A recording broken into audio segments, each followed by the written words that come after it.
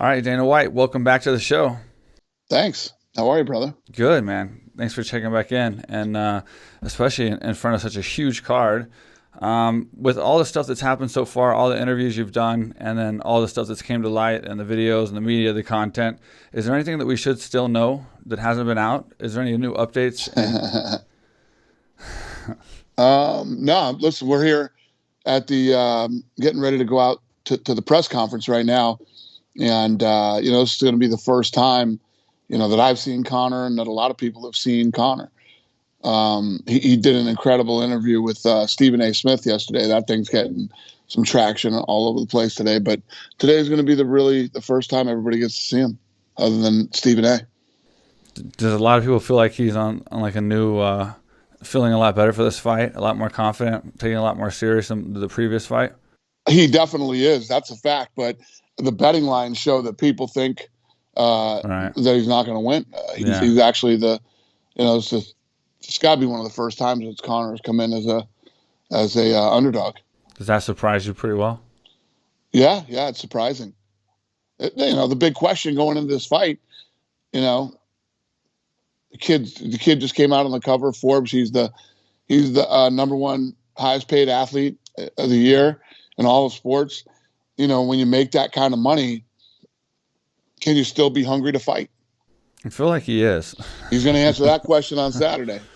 I feel like he is. I don't know the level of Poirier, but I definitely feel like he is. He's came back many times and I feel came out pretty strong. I feel so too. I agree with you. You said that there was going to be a packed weekend in Vegas as well. Garth Brooks, and you got some other events, Justin Bieber, and some other things going on at the same time. Is that true? Yeah. So T-Mobile Arena sold out, 20,000 plus. We got Raider Stadium sold out with Garth Brooks. Rogan and Chappelle sold out the MGM Grand Garden Thursday and Friday night. You got Bieber over at Wynn. He's sold out. Drake is playing somewhere, and I would assume he is sold out. Yeah. Like all these events are going on. I could keep going, and they're all sold out. So you said there's going to be a long list of celebrities coming to the actual UFC fight. Can you list any or name any that are going to come, or is it not yet? Bieber's coming, Machine Gun Kelly and Megan Fox. Trump is coming. Oh, cool. Bob Kraft,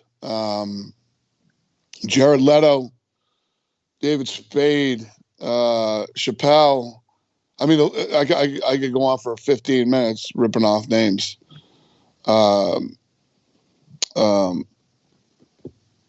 Travis Barker and Kardashian, et cetera, et cetera, et cetera. Yeah, on the Conor it factor that he's had this whole time, how he's been so big before all of his fights. How much of that has fell off? I mean, he was such a big star, and is it stayed the same? I mean, is he as big of a star as he always has been, or has it fell off a little bit, or has it gotten more, or what are we looking at? Like you were there before this fight. Bigger. Now, I think it's bigger. This fight coming together is the perfect storm. You got Vegas reopening with all this stuff going on and people just begging for an excuse to come to Vegas. This very unique weekend for as badass and as big as Vegas and all the things that have ever happened here. I don't know if this has ever happened. We've had so much entertainment in one weekend, and it's all sold out. And then you got the Poirier McGregor 3, like the perfect trilogy. It's all just the perfect storm this weekend. But to say that Conor has declined would be silly. He's only gotten bigger. what is the sleeper fight of this card in your opinion? Well, I mean, the main event is overshadowing everything. Right now, the sleeper card is the co-main event. Yeah. The sleeper fight is the co-main. Burns and Wonder Boy. Nobody's talking about this fight. Why? Why is that? Madness. Because everybody's talking about the main event. This is one of those spillover events that spill over into the casual fans that watch, one or two a year. And it's all about McGregor and Poirier. Wow. What about so next weekend you have Islam headlining an event. What is your take on someone like Islam, like coming up? Like you've seen Habib come up, you've seen Conor come up. When you see someone like Islam at the stage that they're at, What did you think? What do you think as a promotion? Yeah, we're headlining him on this show, and this is his opportunity to come out and show the world who he is. We think enough of him to make him the main event. Oh, nice. So now he has a big break at least. And then how do you turn? I was going to ask you this as well. Like you get a lot of when you post things out. Sometimes you fire back at fans.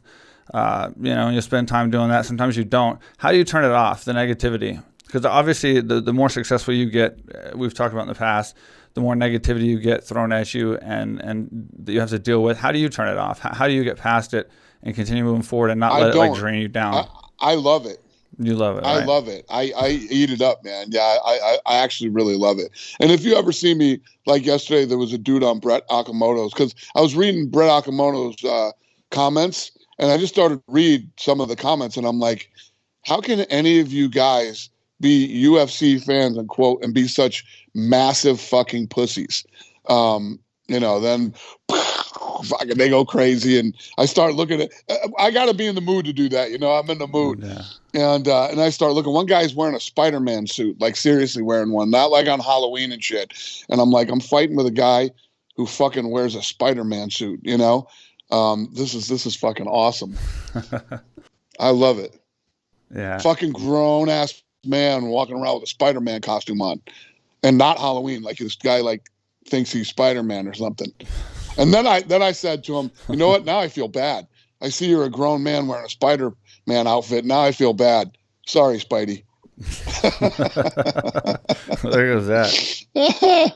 All right, fellas, you want to help support the podcast? I know you do. All this content, all these interviews with these fantastic guests that we're putting out for you, well, now you can. And you can save 20% off and get free shipping by getting the best below-the-waist men's grooming products on the market. I'm talking about Manscaped. All you got to do is go to manscaped.com, manscaped.com, enter code QUICK at checkout, 20% off and free shipping.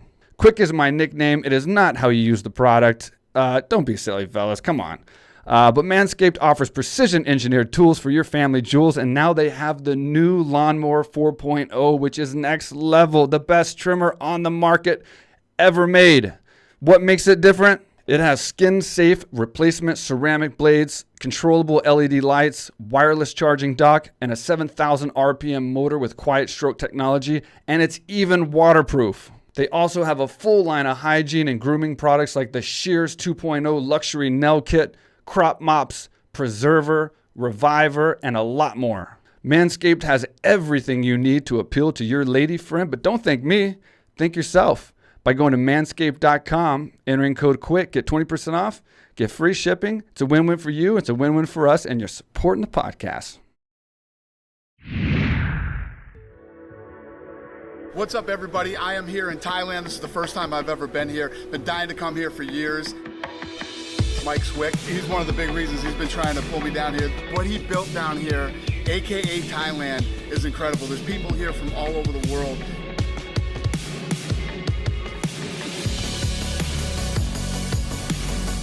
You can train mixed martial arts here, jiu-jitsu. They have weightlifting, they have cardio, and obviously they have Muay Thai, boxing, everything.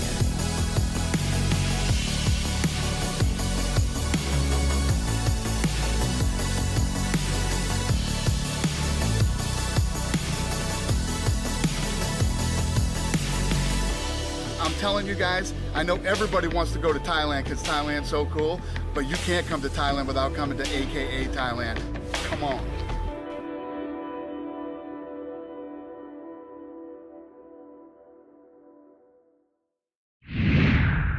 As a promoter, what is your pet peeve, in professionalism from fighters? Like, I know you don't like fighters missing weight. I know you don't like fighters that don't give all when they fight. What is the number one thing you hate the most, as far as like effort-wise from a fighter? That's a good question. I don't know. I don't know the answer to that one. It depends on the person. I don't ever expect fighters to be perfect and to, I expect them to be as professional as they possibly can be. And by professional, it means making weight, showing up on time to the stuff that we have to do. But on the flip side, there's so many different guys with so many different personalities that I might not necessarily love what they do, but the fans do. So it's like the Diaz brothers. You know, they're anti-establishment. They're very anti-authority and things like that. You know, they used to drive me crazy when I was younger. But look at what it turned them into. They're huge superstars. And, you know, at the end of the day, they're quirky in their ways, but they're really not bad guys, and they're not really hard to deal with. Yeah. You know, at the time when Nick wasn't showing up for press conferences and stuff, Nick was going through real shit. Like Nick has like anxiety issues and things like that. So what he was going through was real. And but all that stuff is what made them who they are and made them as popular as they are. Yeah, I mean, it's good that turned out better for him. What do you see as far as this fight going? As far as the buys, the pay-per-view buys, you said you're trying to get people to buy them early this time because they've been having problems buying them at the time because there's so many people buying them at one time. How's it looking so far? Well, yeah. Well, I haven't been trying to. What I've been saying to people is like, listen, I'm not trying to get you to buy the fight early or whatever, but I'm just telling you, I'm going to see the fight. I'm going to be there sitting in my seats, and I'm not going to miss it. Yeah. If you want to see this fight and you don't want any issues, you should probably buy it. We got the most pre-buys ever for any event we've ever had, and not just through ESPN, but on Fight Pass too. So you don't want to be one of the 2 million people on Saturday night trying to buy at the same time. And listen, it is what it is. I don't care how good your system is. When you're streaming and you have 2 million people trying to jump on at the same time, you're going to have issues. So if you know you're going to be home on Saturday and you're going to watch the fight, why not just turn on the TV and buy it tonight? Yeah, that makes sense. And so this is the what 4 p.m. Vegas time for you, right? 6 a.m. Yeah. So the first fight. Wait, so it's 4 p.m. right now. The first fight. The main card starts at 7 o'clock. Okay. On the West Coast in Vegas time, but I think it's 6, 8, and 10. Okay. For the West Coast, East Coast, I mean, right? 6, 8, and 10. Nice. Yeah, 6, 8, and 10 for the East Coast. So the early prelims start at 6 o'clock. The ESPN prelims, which are fucking awesome, start at 8 o'clock, and the main card starts at 10. Yeah, I'm gonna watch them all, and I wish you luck, sir. Is there anything else we need to know? This is probably one of the last interviews you're gonna do, I assume. You got the weigh-ins tomorrow, and then you got the fight Saturday. Anything we need to know that changed or updated, or everything's good to go, same as normal? No, everything's good, man. It's good to do an interview with somebody who knows what they're talking about instead of like some of these fucking nitwits on MSNBC and fucking shit like that. It's good. So thank you, it's sir. Good talking to you. Thank you, sir. I appreciate it. I got a fucking guy on MSNBC that we're doing an interview with. This fucking nitwit doesn't know how to pronounce Poirier's name and thinks that I signed fucking Jake Paul to an agreement and he's under contract with me, then wants to talk to me about fighter pay. Oh yeah. It sounds like you really did your homework and you got your shit together.